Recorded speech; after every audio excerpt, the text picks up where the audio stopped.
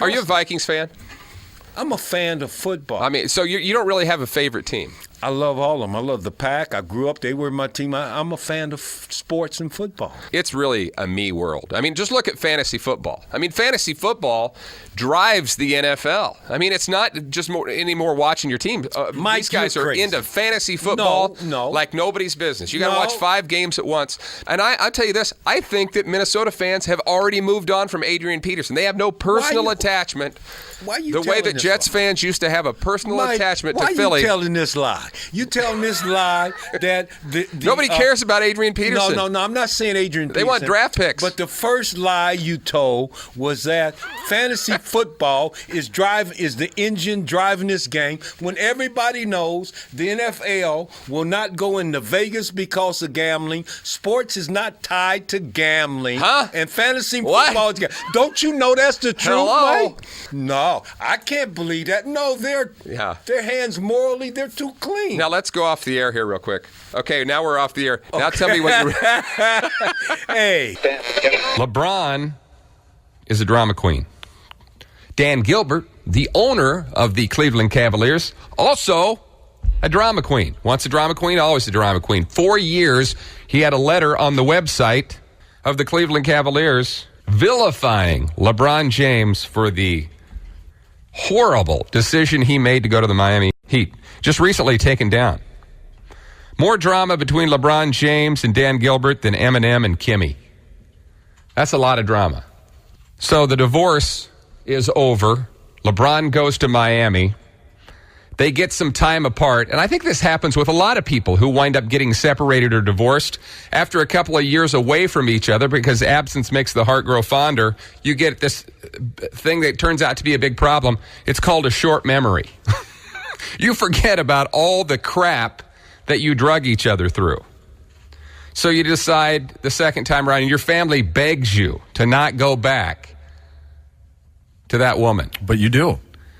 It's like a brain freeze when you're eating that Slurpee. Oh, it's so good. You forget everything. Mm-hmm. So has LeBron really forgotten about all the bad things that happened in Cleveland? And here's the biggest one of all.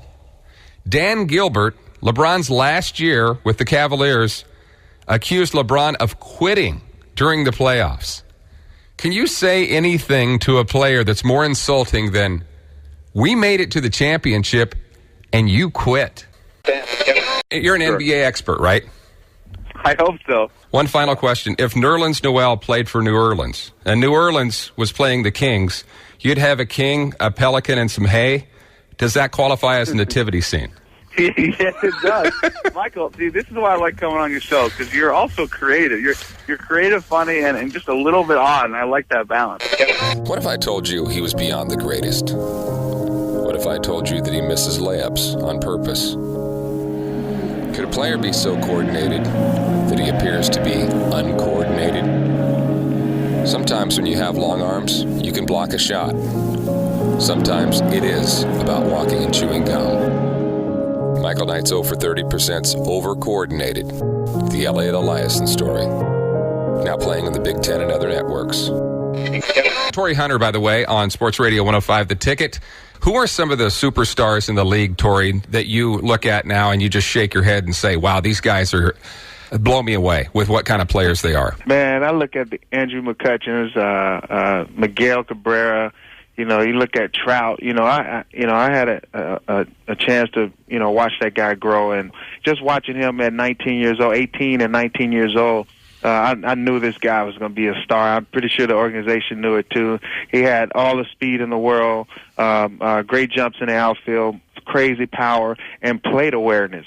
And to have that plate awareness remind me of Joe Mauer when he was 18 and 19. Right. And I would say the same thing. I'm like, this guy has the presence of Joe Mauer. When he came up, and everybody would laugh. I'm like, no, he has the presence of Joe Mauer. He just has more power at the plate. And not saying that Joe doesn't have any, but this guy displays a lot. Today's long-distance dedication comes from Ben in South Dakota, who writes, Dear Casey, my hate for Kevin Love goes beyond the borders of Timberwolf Nation. I honestly can't stand the son of a bitch. So, Casey, would you please play Taylor Swift's We're Never Getting Back Together for my former favorite Minnesota Timberwolf? Thanks, Casey. Sincerely, Ben in South Dakota.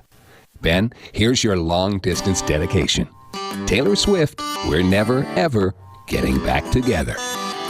6 years in the league. I'm 25 years old. I'm hopefully heading into my prime, working as hard as I possibly can, and I'm hoping that everything just works out for all parties involved.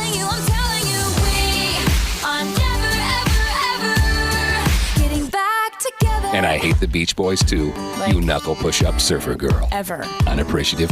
I'm really gonna miss you picking fights and me.